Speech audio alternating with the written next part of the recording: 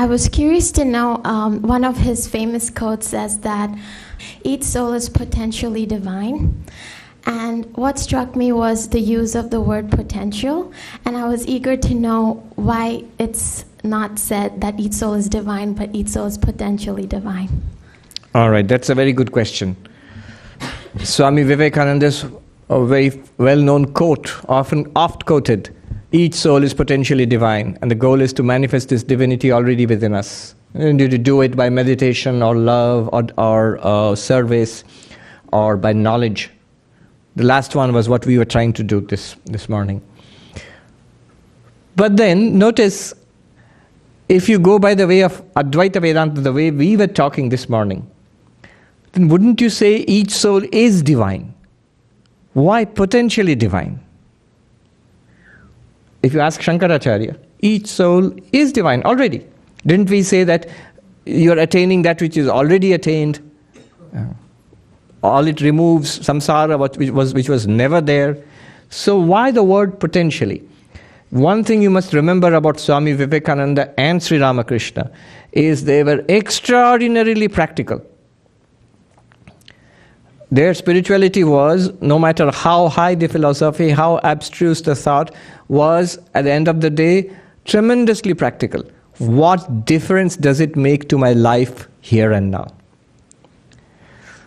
Now, it is not enough.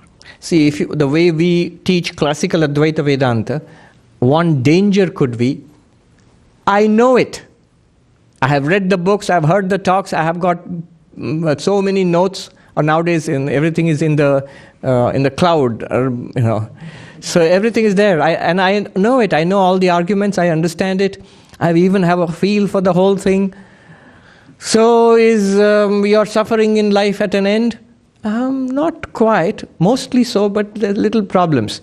I get really mad when I don't get parking, and I really don't like my boss. No, if my suffering is not at an end, is my life a blessing to people around me? Some of them like me, and many of them don't. Then no.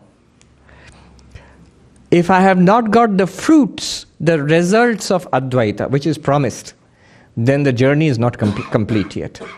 No matter whether what I know, what I have practiced, what I have read, understood, all that is very good, but I haven't got what I came in here for.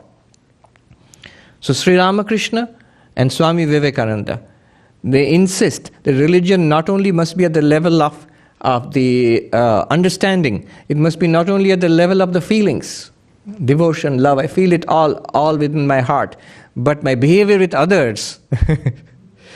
How is it possible? Heart is full of devotion and I am the most irritable, angry and annoyed and annoying person. So it must also be translated at the level of life, at the level of not only my thought, but at the level of my speech and the level of my actions, day-to-day life.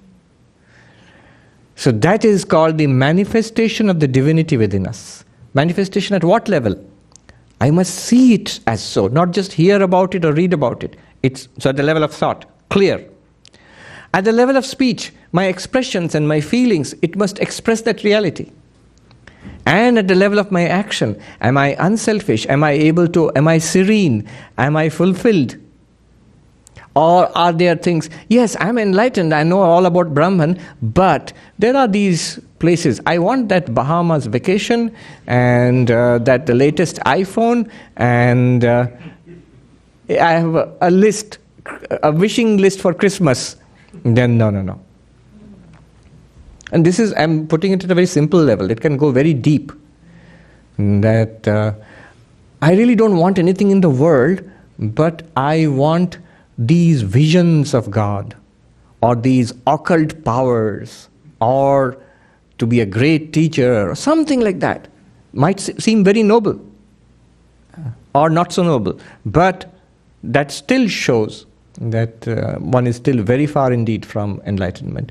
So practically, the knowledge which we gain through these teachings, it must be manifest. Only in that sense Swami Vivekananda is saying potentially divine. If you ask him, but are you actually divine right now? Yes, of course.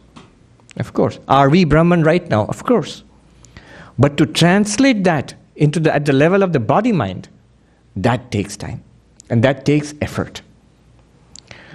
Sri Ramakrishna, there's a famous story where he threw coins and clay into the river. It is famous Bengali, the taka mati, mati taka. Mati means earth, and taka means money. And earth and gold and earth are the same.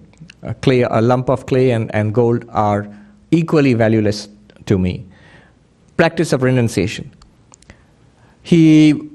To overcome the pride of caste, he was an upper caste Brahmin. He went into the bathroom of a lower caste sweeper, and he swept the whole place with his own hands. Now, somebody wrote in a local paper in Calcutta in those days that religion is all very fine. He was a great religious teacher, but he criticized Ramakrishna by saying, this is too much, this is overdoing things. You understand it, you changes your life, but to take it to this extreme. And then Swami Sarvapriyananda ji, in his book, The Great Master, he defends Sri Ramakrishna. He says, this is the only way of being spiritual that has been taught to us. That not only at the level of understanding, I have the most extraordinary ideas and I've read the most sophisticated philosophy, fine. But not only at the level of feeling. I'm full of devotion for God. When I hear kirtan, the singing of the chanting of the name of God, tears come to my eyes. Also good. But that's still not enough.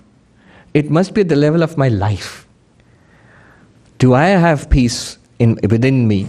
Do I radiate peace for others? Have I overcome all worldly longings? Have I overcome anger and jealousy and hatred and prejudice? Do I feel a deep oneness with all? A sense of embracing the world. Do I feel that? Do I still feel there are things I have to get for myself in this world? You might feel there are things I need to do for others. That's all right. But for myself, for my own personal fulfillment, and then it's still spiritually immature. So that's the sense of potentially divine. It must come to that level. Thank you. That's a good question. I also used to think similar doubt struck me. Swami Vivekananda said, religion is the manifestation of the divinity within us. She said, potentially divine, and then he added, it's a manifestation of the divinity. Now, I used to think, being trained in classical Vedanta, isn't it more accurate to say religion is the knowledge of the divinity within us? I will know that I am Brahman, that's what we are trying to do, that thou art. It's knowledge. You keep talking about knowledge, jnana, knowledge. But Swami Vivekananda says, not just knowledge. Of course, the original text, they're very clear about it. They mean this manifestation, definitely. But it has to be said explicitly. It has to be said explicitly.